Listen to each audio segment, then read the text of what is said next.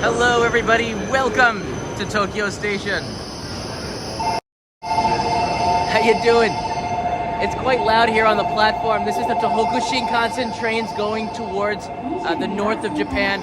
And in this episode, I want to talk to you about when do you take a seat reservation in Japan. I've noticed that a lot of Japanese don't even know exactly when to do this because every time I've been taking a trip now to go to different regions of Japan, they ask me to get a seat reservation, and I always say no, and they're perplexed. Why wouldn't you take a seat reservation?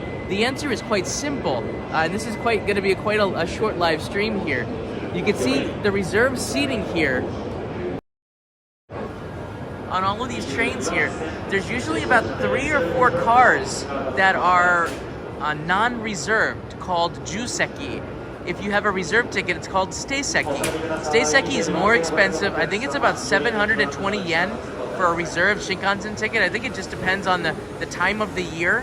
If you're going in the low season, the high season, the reserve ticket prices are different. Everybody wants to make sure that they have a seat. However, let's just catch the Tohoku Shinkansen. That's just such an awesome Shinkansen train, isn't it? Oh man. However, when you are departing from Tokyo, and this is the origin of almost all of the Shinkansens in this area, except maybe Osaka and Hakata down in Kyushu. There's different hubs. If you are getting on the train at a hub, there's a very good chance that the Juseki is always going to be available. Now, the Seiseki reserve seats are quite often not available during the high seasons, so you're stuck with Juseki, and sometimes that's the best option. Now, I noticed on the train over the last several months, because of the GoTo domestic, the Japanese government is giving you money to go and travel. You have massive discounts at the hotels right now. And the Seiseki reserved seating has been packed. And the Juseki non-reserved seating on the Nozomi Super Expresses are they're like at 50% capacity. So the non-reserved are less crowded than the reserved because everybody wants to have a ticket and everybody's thinking the same way. I thought that was really interesting. In general though, if you're traveling during the holidays, you probably want to make sure you have a seat because there are times and certain times during the day where there's another train coming, so this is gonna when you're traveling during the holiday period and different times of the day, there are times where you might not get a seat, especially if you're getting onto the train in the middle of a line, like in Nagoya, for example, or in Shizuoka, or in some of the other. Here comes the train right now.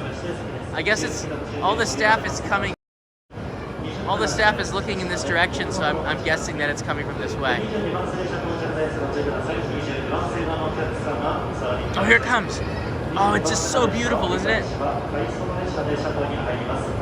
So there are times where you want to get a Juseki non-reserve ticket, and there are times where you want to get a Seiseki reserve ticket. I say about 90% of the time you don't need to pay the extra amount for the reserved seat, especially if you're leaving from Tokyo. Trains are very frequent, and they're leaving every, almost 10 minutes on the Tokaido Shinkansen line, whereas on the Tohoku Shinkansen line, it might be a little bit better to get a reserve ticket, but even then, I found that the non-reserved leaving from Tokyo is almost never crowded. That's pretty good information, huh? The Japanese don't even know this too, because everybody keeps telling me to get reserved tickets. They're crazy. It's just more. Why would you go in a place that's more crowded, right? It just doesn't make sense.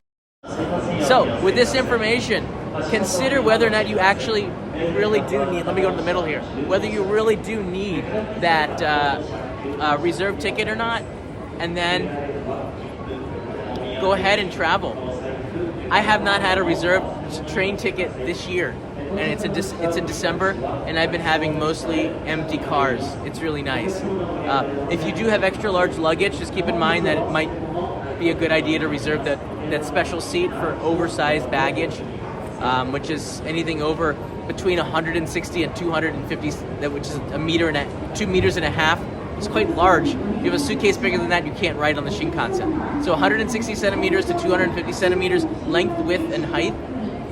If that's the size of your suitcase, you need to get an oversized luggage seat, and those need a reservation, and you probably have to pay a little bit more. Although, if you have a JR Rail Pass, all the seat reservations are free.